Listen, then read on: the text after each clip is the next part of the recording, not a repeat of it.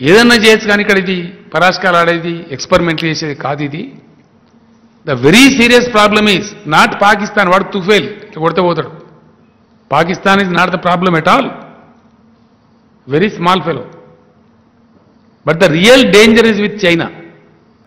చాలా బాధపడి నేను ఆ సంఘటనలు చూసి అనేక మంది మాజీ సైనికులతో మాట్లాడింది. పెద్ద పెద్ద మేజర్లుగా, క్యాప్టెన్లుగా, లెఫ్టినెంట్లుగా పనిచేసిన వాళ్ళతో నేను మాట్లాడి ఏందండి ఏం జరుగుతుందంటే వాళ్ళు నాకు చెప్పిన నా సమాధానం, నేను దేశం కోసం ఇక ప్రాణం ఇయ్యడానికి సిద్ధపడ్డా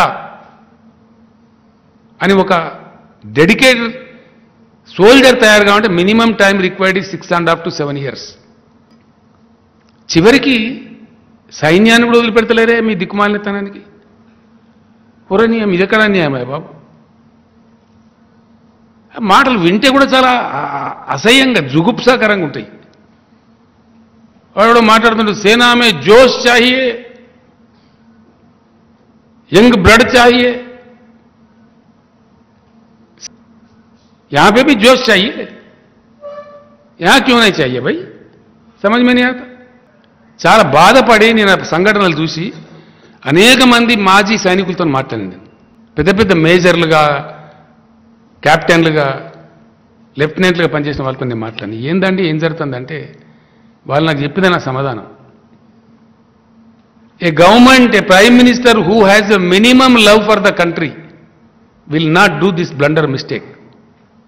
మినిమం లవ్, దేశం మీద కనీస ప్రేమ ఉన్న ఏ ప్రధానమంత్రి కూడా ఇంత దుర్మార్గమైన పని చేయరు. నేను దేశం కోసం ఇక ప్రాణం ఇయ్యడానికి సిద్ధపడ్డా అని ఒక డెడికేటెడ్ సోల్జర్ తయారు కావాలంటే minimum time required 6.5 to 7 years. ఆ అంకిత భావం రావాలంటే వాళ్ళకి అన్ని చూపిస్తాం మేము. వాళ్ళకి రోజు ఇచ్చే ట్రైనింగ్తో పాటు ఇతరుల గతంలో జరిగినటువంటి త్యాగాలు, ఎవరెవరు ఎట్లా చచ్చిపోయినరు, దేశ సేవలు ఎట్లా ప్రాణాలు విడిచిపెట్టినరు, ఎట్లా వాళ్ళ రాడార్ను మూసేయడానికి ఫ్లైట్తో సాగుపోయి రాడార్ ఆయన చచ్చిపోతూ ధ్వంసం చేసినారు. ఇటువంటి వీరగాథలు చెప్పి వాళ్ళని మానసికంగా సిద్ధం చేస్తాం. ఈ 4 ఏళ్లలో అసలు ఎవడెటు పోతాడో ఏమవుతుందో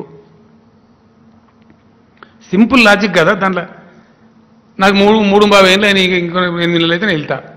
నేను ఎందుకు కొట్లాడతానని నాకు అర్థం కాదు. 8 నెలలు అయితే ఇంటికి పోయడం నేను కొట్లాడతానా? 3 ఉంటుందా?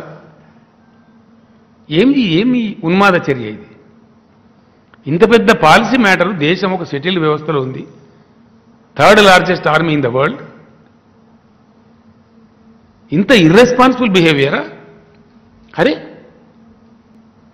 जो मन में आया करेंगे. ఎవడన్నా మాట్లాడితే దేశద్రోహి, తోకద్రోహి ఇదే అవే. సైన్యంలో జోష్ కావాలి. మరి కేంద్ర ప్రభుత్వం వద్ద 60% మంది ముసలోళ్ళే ఉన్నారు. మ్యాచింగ్ ఉండాలి కదా నేను మాట్లాడితే.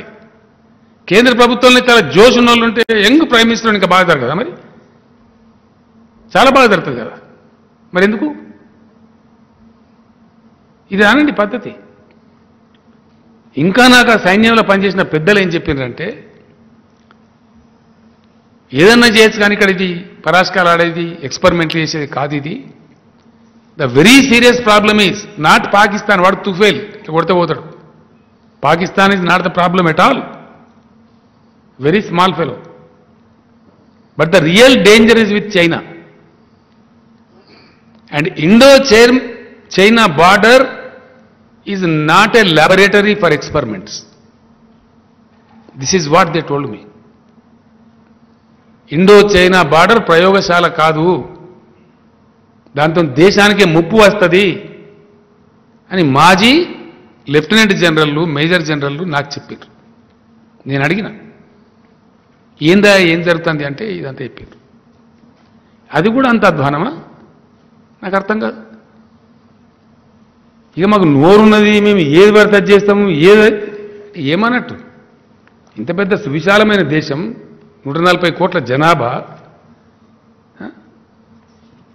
దీన్ని మొత్తం మా ఇష్టం ఉన్నట్టు చేస్తాము. మేము ఏకనాథ్ షిండేలను, తోకనాథ్ షిండేలను, శిఖండిగాళ్ళను తయారు చేసి ఇదానండి ఈ కూటనీత దేశాన్ని నడిపించేది. దీని మీద మీ సామ్రాజ్యం నిర్మిస్తారా?